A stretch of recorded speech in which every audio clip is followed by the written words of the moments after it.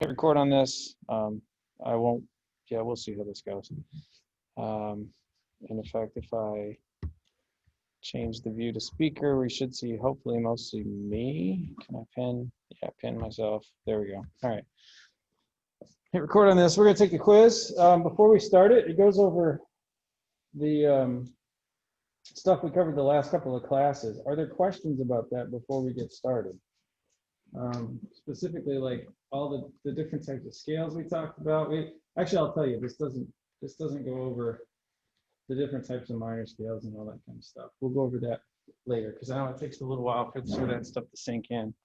This does go over the notes. It goes over some of the early flat, sharps, naturals, that kind of stuff that we talked about practicing and getting better at writing.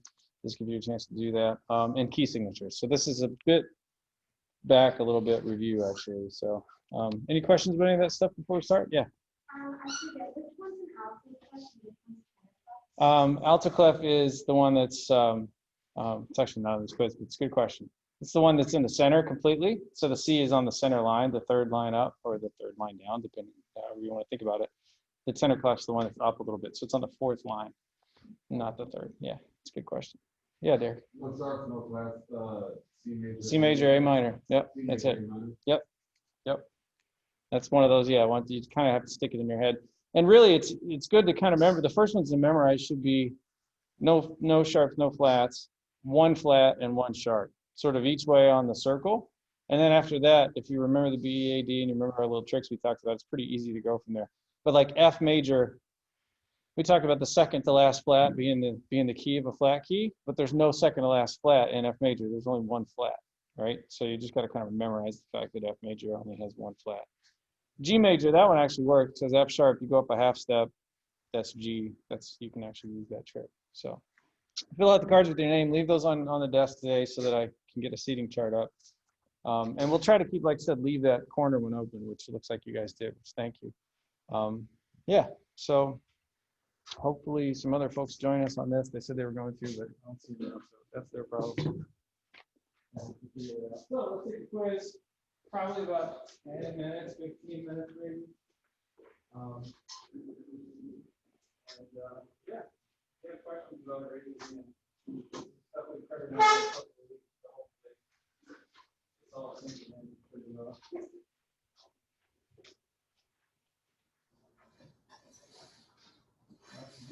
of keep everybody honest. Hopefully everybody's on top of stuff.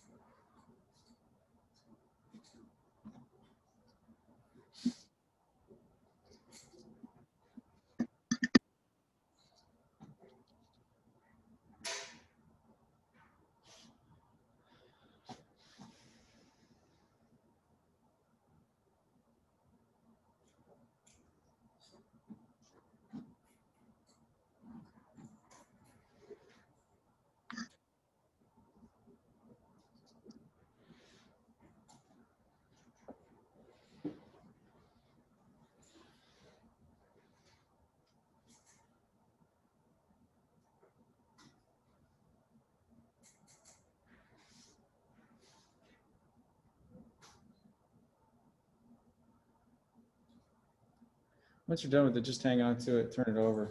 We'll just have, I'll have you turn it in on your way out today, so. You need to get up and get around.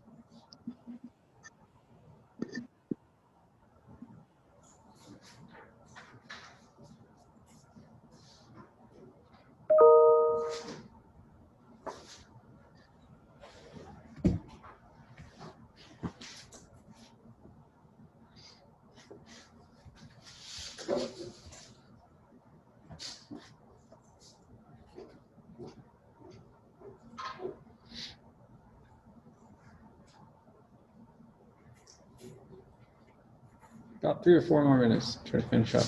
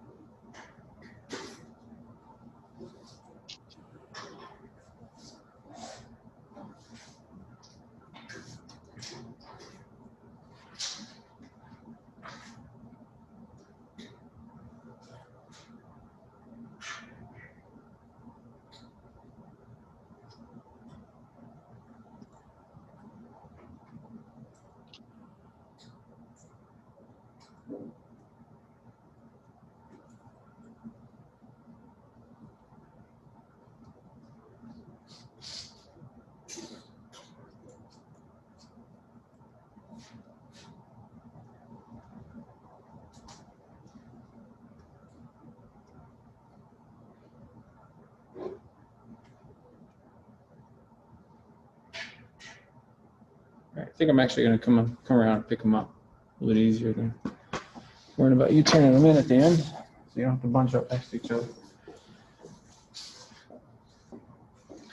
Make sure your name's on.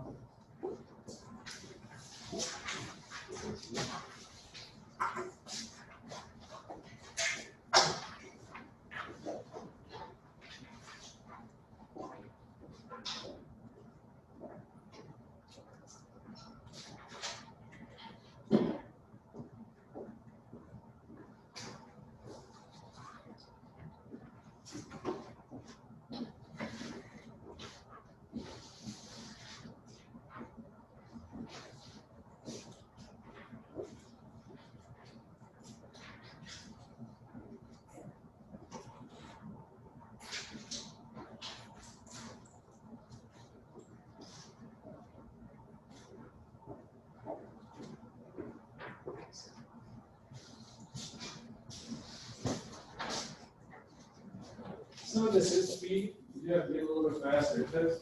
You gotta get quick recall and stuff. It's kind of like when you first learn your multiplication table.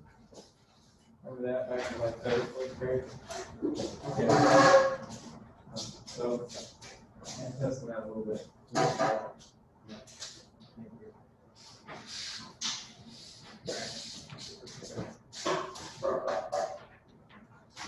Yeah. You'll get faster at it, I promise, you'll get better. But you do have to get a little faster because we're going to have to start talking about making chords in these keys and things. And if you can't recall the keys fast enough, then you won't be able to get to the next stage of the answers. Folks online, you hear me okay? Yeah, go ahead and turn in whatever you've got. Send me the email right now, and I'll take what you got. So take your picture and send it in. I'll let this keep going, and I'm going to try both of these videos today, see what works. Okay, questions about anything? First of all, how's everybody doing? Surviving-ish? Yeah. Y'all look healthy. That's good. That's cool. I like that. Yeah. Any good news? Any good stories or anything interesting from the first couple weeks of school? Or is it all just doom and gloom and everything sucks and nothing? Nothing good happened to anybody? My kid. Huh? There's not a whole lot to do. Yeah. Yeah, that's the thing. There's not a lot of that campus life kind of stuff going on, right? So yeah, you just kind of got to keep doing classes and stuff. It absolutely will come back. So hang in there, right? Like, that's the thing. Like, college is not going to, everybody's like, oh God, college is screwed. No, college is screwed for maybe the next, year. Like, this year is going to be a little weird, but college will be back. Like, there's a reason lots of people want to go to college and have the experience of doing that, not just the stuff you learned here, but the campus life and all that kind of stuff. And this campus is usually very vibrant if you're a freshman and this is your first exposure to this campus. There's a lot of stuff going on, right? Especially if you live on campus, there's a whole ton of stuff going on for folks. It's just you don't see any of it now because everything's very quiet. There's a lot of online classes. So, which, kind of brings me up to the survey. I don't think anybody's filled that out yet. Has anybody filled out the survey that I put up there yet? I put the link in. Okay, so look, if you're in here, go to quizzes.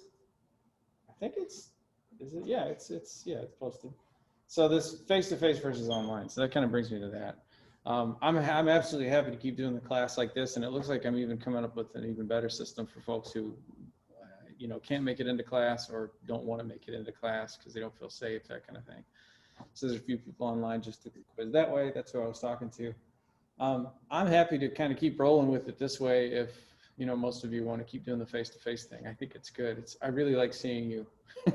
It makes me feel like a person to actually see everybody, even though everybody's kind of quiet and separated and wearing masks. But if you feel like you're getting more out of the class, the online version, the Zoom thing that we did, we could do it that way too. It's very impersonal. For me, it's a little weird, but as long as the information's getting out there, that's my main job as a teacher.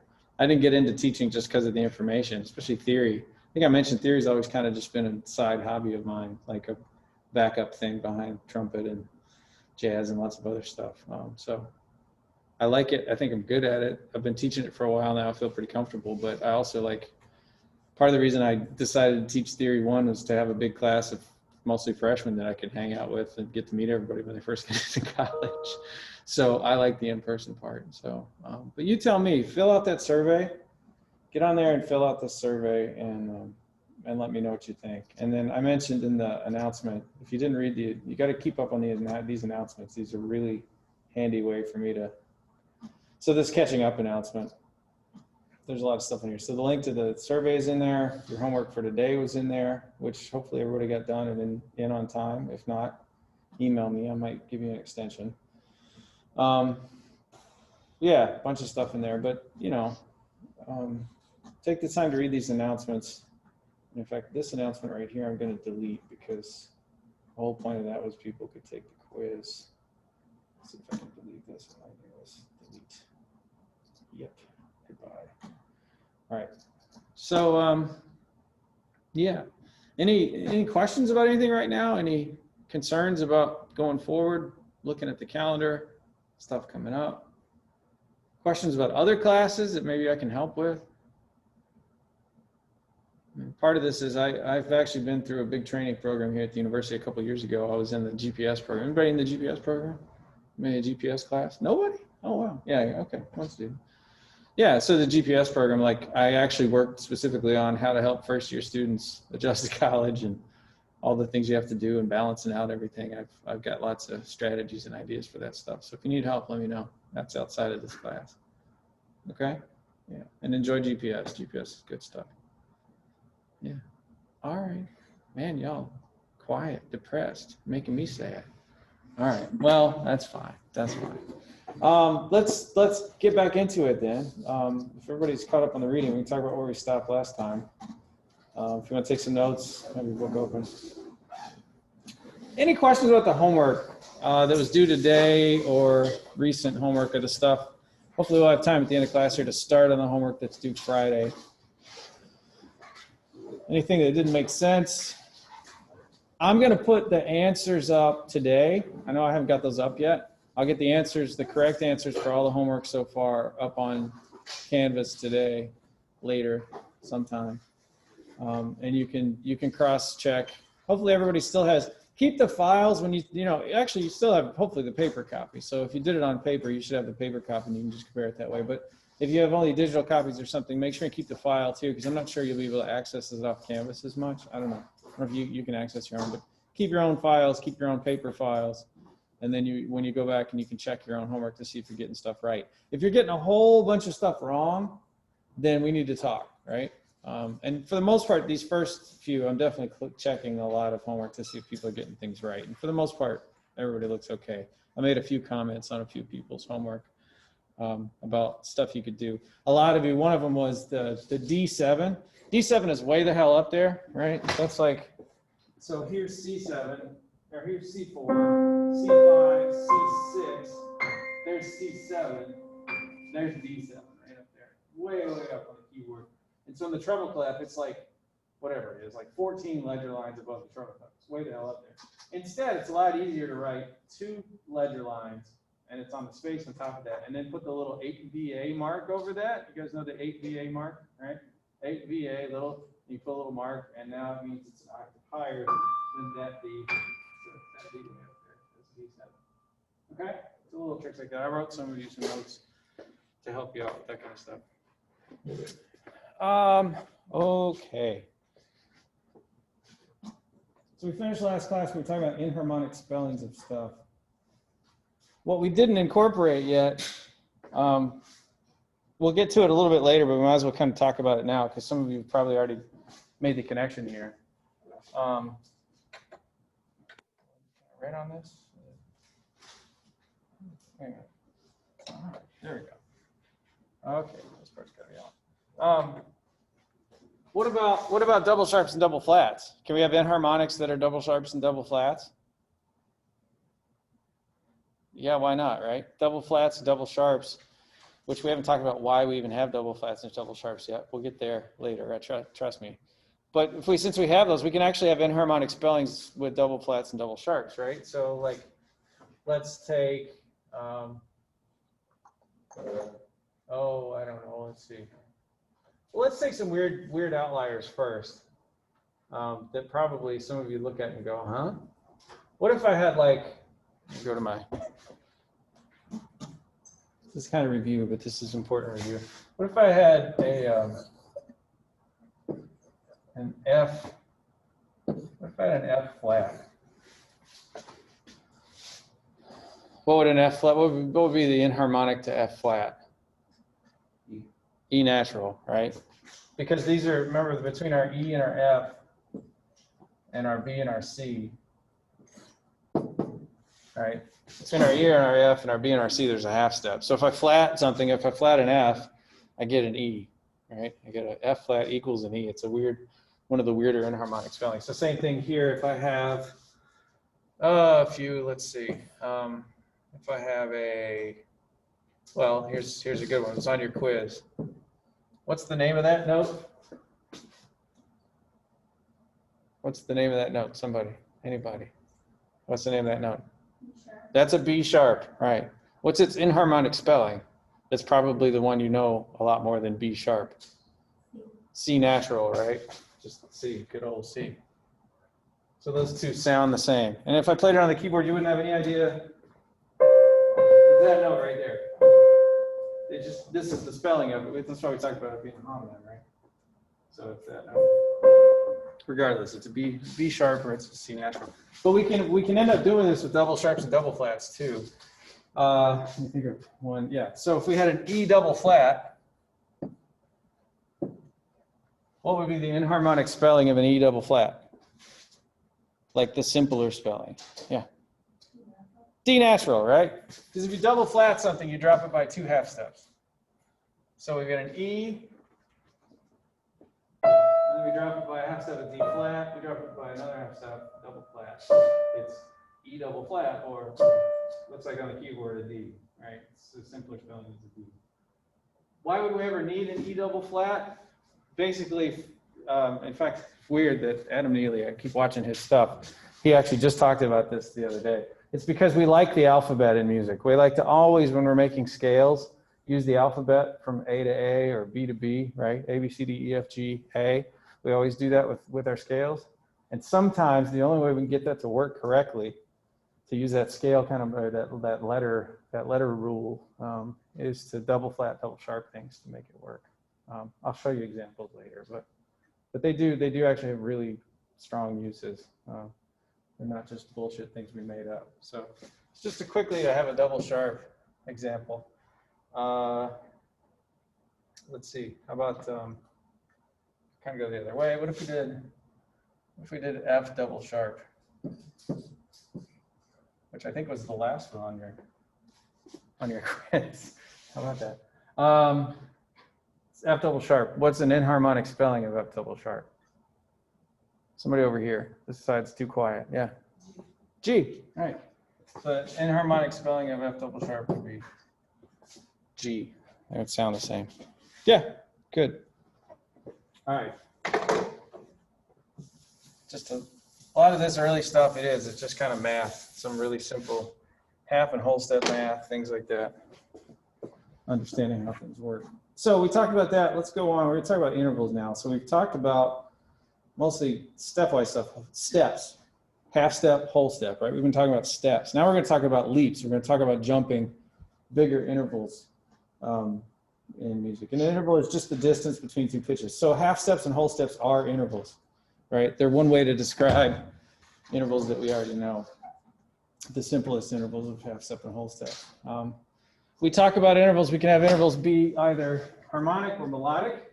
So if I play, right? If I play that, that's a whole step there from D to E, right? That's a melodic interval. If I play them together, that's a harmonic interval, right? It's a pretty dissonant harmonic interval in this case. It's a major second, so it's a little bit crunchy. If I play a major third, C to E melodically, C to E harmonically. That's a much more stable harmonic interval. So more consonant. When we're looking at notation, we can see whether something's melodic or harmonic. So if it's stacked on top of itself, it's harmonic. If there are two notes stacked on top, if there are written out like this in a line. They're melodic. So the right hand here, the treble clef, this is all melodic. The left hand here is harmonic intervals. And this sounds like this.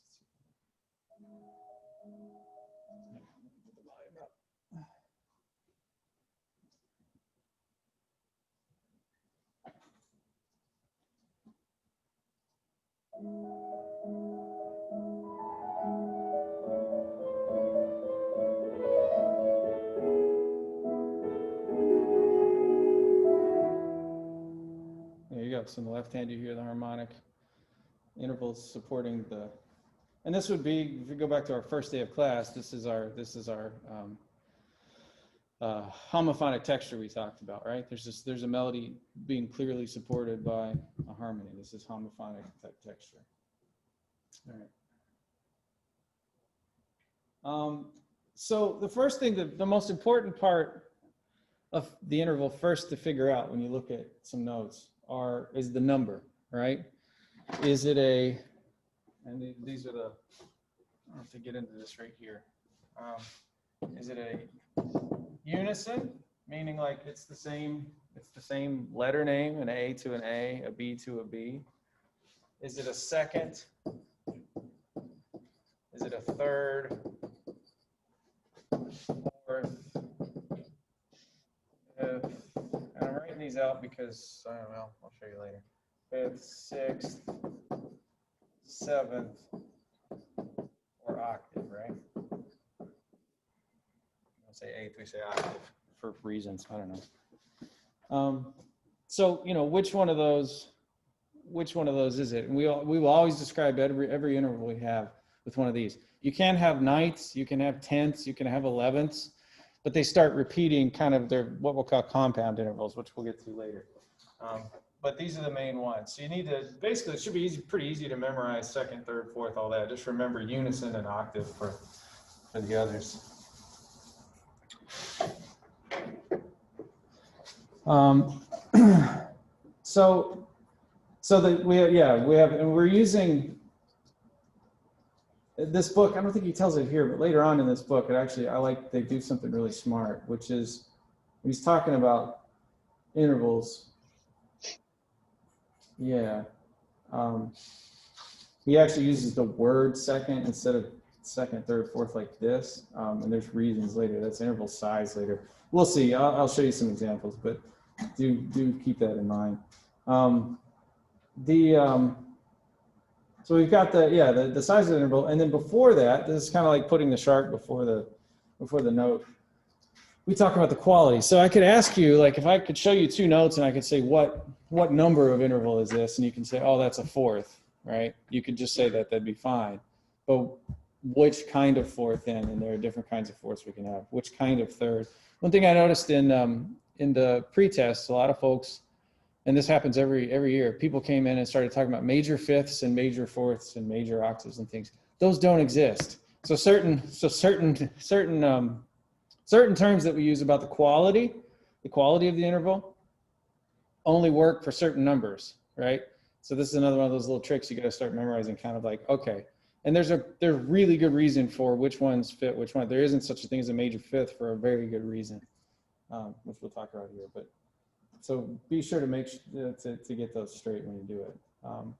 Intervals can also, if we're going to be talking about either harmonic or melodic, can it be ascending or descending? Obviously, this is easier to understand. This is mostly, it has to be melodic, really, ascending or descending. So that's ascending, right? That's descending. That octaves.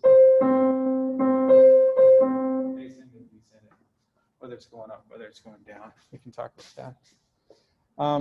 And if you're counting, if you want to figure out the number, if you're working on trying to count this part here where it's talking about number, this is where the letter thing gets a little bit confusing for some people sometimes, but eventually it makes certain things easier.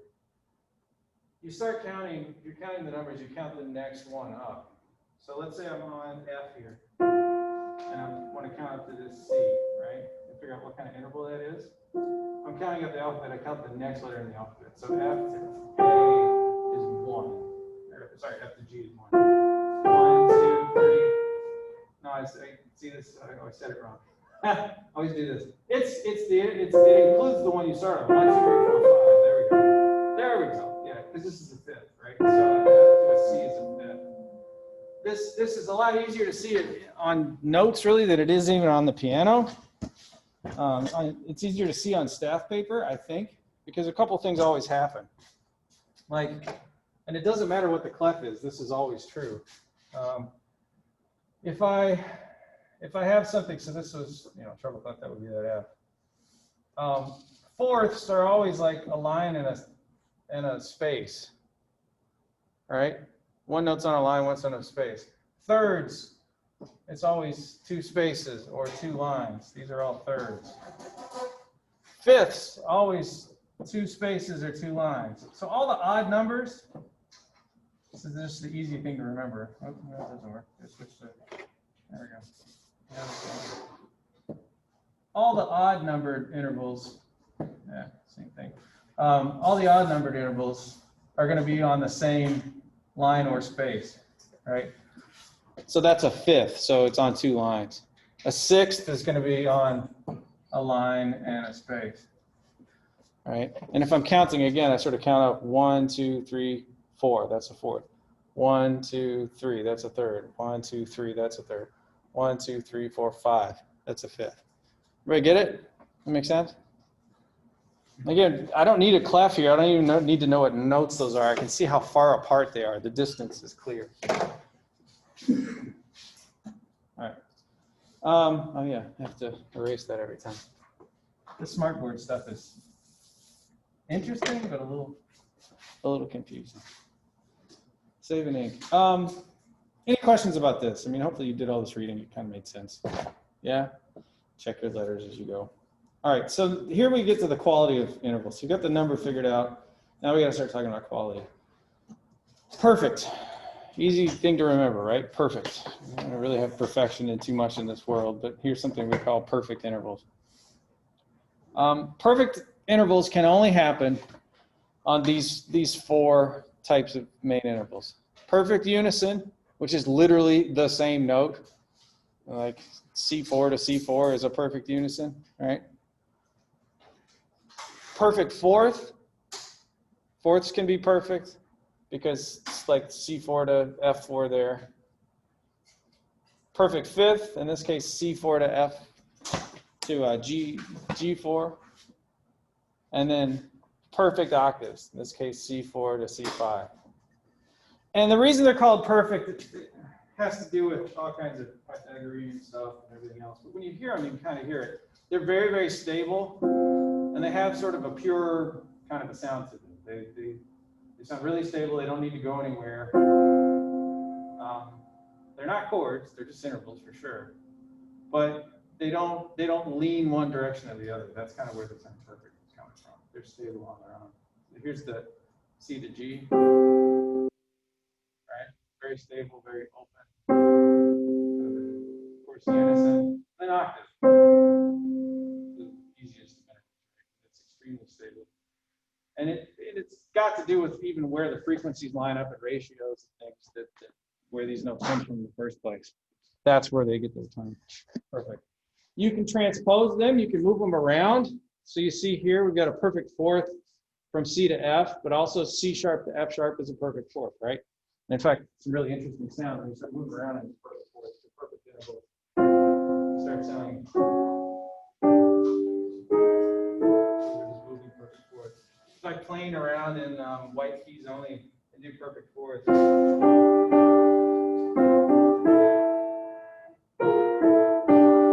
Starts to sound like Gregorian chant because there's a whole bunch of Gregorian chants and those are in the perfect fourths and perfect fifths because those intervals were considered to be okay in the time of Gregorian chant, and major thirds and major sixths and things like that weren't. They were considered to be kind of secular and devilish and sexy and all that kind of stuff. You weren't supposed to do that in church. So these intervals, perfect fifths, perfect fourths, you can see. There's also some of them because of the little EF thing we talked about. The way to spell a perfect fourth, and I just did it, in fact, on an F is to play a B flat, because if I play a B natural, I get a tritone, or I get an augmented fourth, we'll talk about later. This is definitely not that consonant pretty interval that we like. There's the perfect fourth. There's the augmented fourth. Right? So I have to flat a B to get the perfect fourth. So making sure that sometimes we have those where we'll have one flat, one sharp, that kind of thing. You never mix flats and sharps. Here's another really, the book doesn't say this. Mark this down. Don't mix flats and sharps. When you're making an interval, there might be the odd, really weird, augmented, diminished intervals, some later intervals we get into. But if it's perfect intervals, if it's major intervals, minor intervals, those three categories, you're never going to mix flats and sharps. Okay? One note will be natural and another note will be sharp. One note will be natural, another note will be flat. You don't have both flats and sharps in the same thing. Okay? So here's the big thing, and this is where talking about speed, like with the quiz, where people get hung up on intervals. We won't quite get through all the lecture today. It's fine. We'll catch up on Friday. Where people get hung up on intervals is they start learning to count half steps. Your book talks about, here you go. You can count half steps to figure out how many, what interval you've got. And that's fine. That's perfectly fine because that does work, right? And I can reel off real quickly. So, well, let's talk about the perfect intervals first. The perfect fourth is, this is where you do have to count starting at the second. 1, 2, 3, 4, 5. It's 5 half steps, right? The perfect fourth is 5 half steps above whatever note you're thinking about. So this is C to F, 1, 2, 3, 4, 5. And I've got mine, right? A perfect fifth is 7 half steps.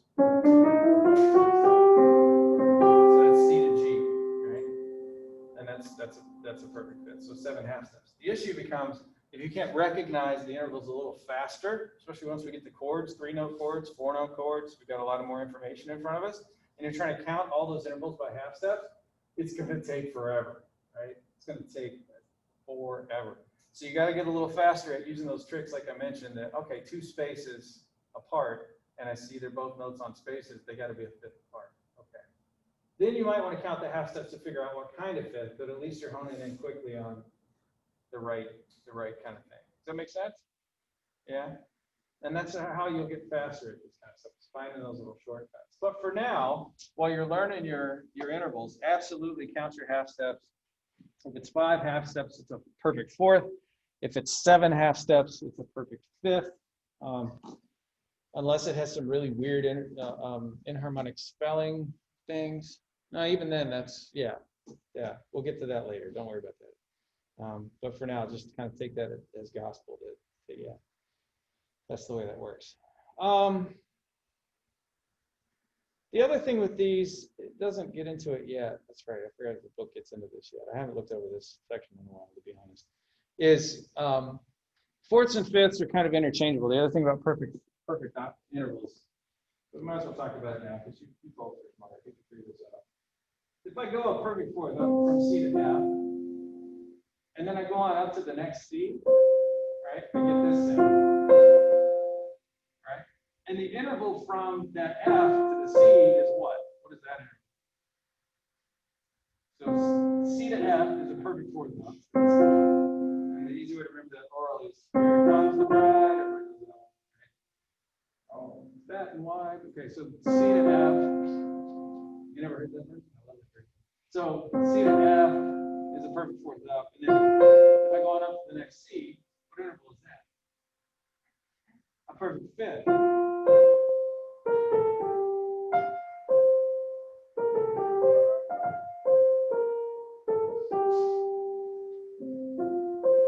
Yeah, in fact, if you did a little fanfare before that, it's perfect fourth and perfect fifth.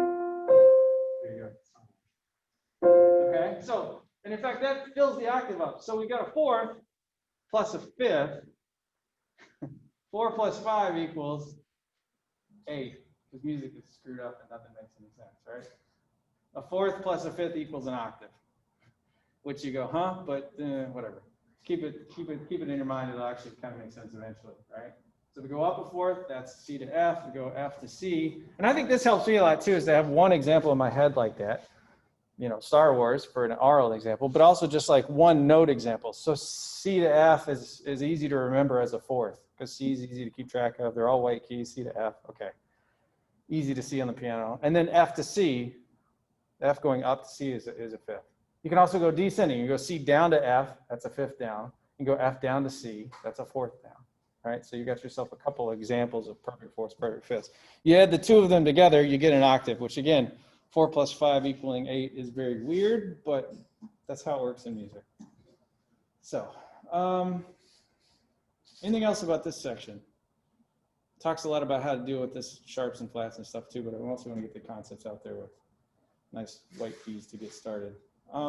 Here's an example of an actual piece of music. Fritz Kreisler, the famous violinist, wrote this piece for violin and piano. That's why I ran here. And it's all fourths and fifths and octaves.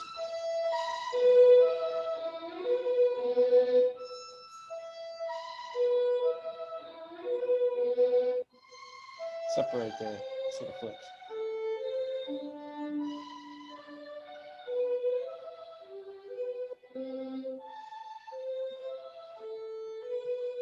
Yeah, there's a few other intervals other than octaves and fourths and fifths, but there's a lot of them. So you can now, when we're talking about seconds, thirds, sixths, and sevenths, everything that's left numbers-wise. So not unisons, octaves, fourths, or fifths. We're talking about all the other numbers, 2, 3s, 6, and 7. We can have major and minor intervals. That's where those terms come into play. So perfect intervals for right now, there are more intervals in fourths and fifths, but for right now, perfects, assume that if you see a fourth or a fifth, that's perfect. And for seconds and thirds, we have to decide, is it a major second, is it a minor second? These get to be pretty easy. Because a lot of us are more exposed to these.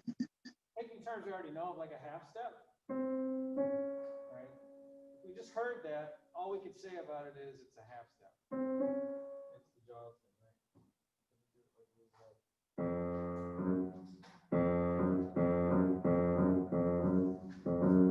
I forget what the jump is right there, but anyway, yeah, right? The little half step thing. So that's a half step. We don't know what notes there are. If you can't see the keyboard, if you don't have perfect pitch, you don't really know what notes I'm playing.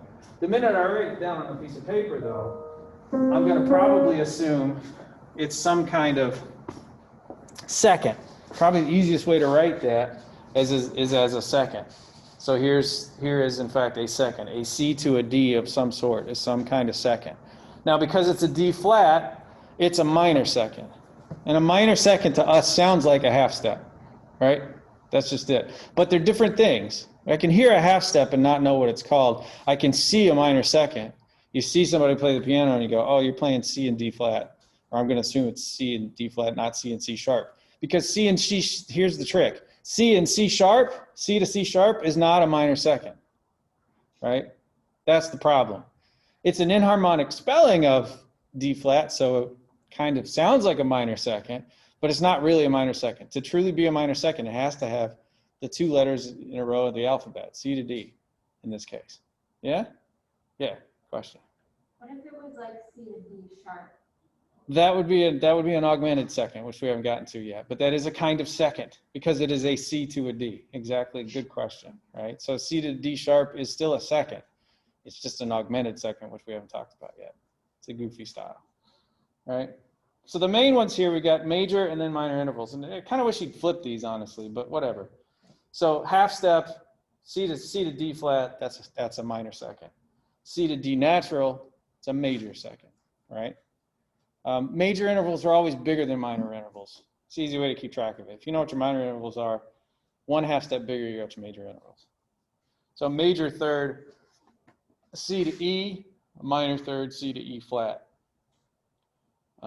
And counting the half steps here, right, between things, if you want to do it that way, again, you want to wean yourself off that as fast as you can, but if you need to for double checking purposes, 1 half step's a minor second, 2 half steps is a major second, 3 half steps, 1, 2, 3 is a minor third, 4 half steps is a major third, 5 you already know is a perfect fourth. Don't worry about 6, sounds awesome, but we'll talk about it later.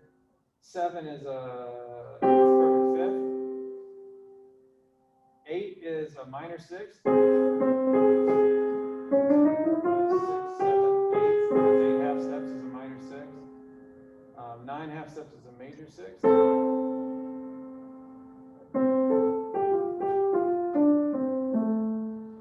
My body knows what to do with the major 6th.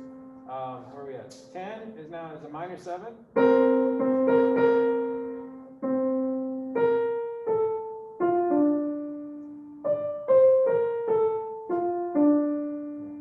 West Side Story, right? Minor 7. Major 7. 11 half steps, which kind of makes sense because we're at the end of the scale at this point. We're going oh, I love that interval. It's great. It's funny because that sounds really dissonant right now. If I add in a couple of notes, it sounds really nice. Here's a major 7. Here's a major 7 chord. Beautiful. Anyway, so major 7, 11, and then 12 half steps, we got an octave. So you can count the half steps to do that. Okay, and I would encourage you to sit at the piano and try that, and sort of talk through. Okay, what is this? This is this, this is that. That sort of thing. All right, let's see. That gets us through all the basic type of intervals, which is good. Really quickly, we might as well end up with some Bach. It's a good thing to. Never hurts to play a little Bach. Lots of thirds and sixths in this.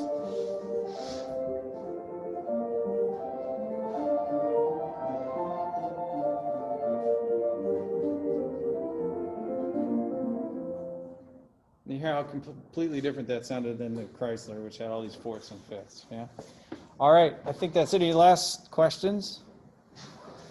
Make sure and leave the card with your name on it on your stand, and I'm going to do a quick seating chart. I think that's it for today. I think that's all we had to cover. I'll see you online on Friday. If you need anything between now and then, write me, come talk to me, whatever. Thanks, folks.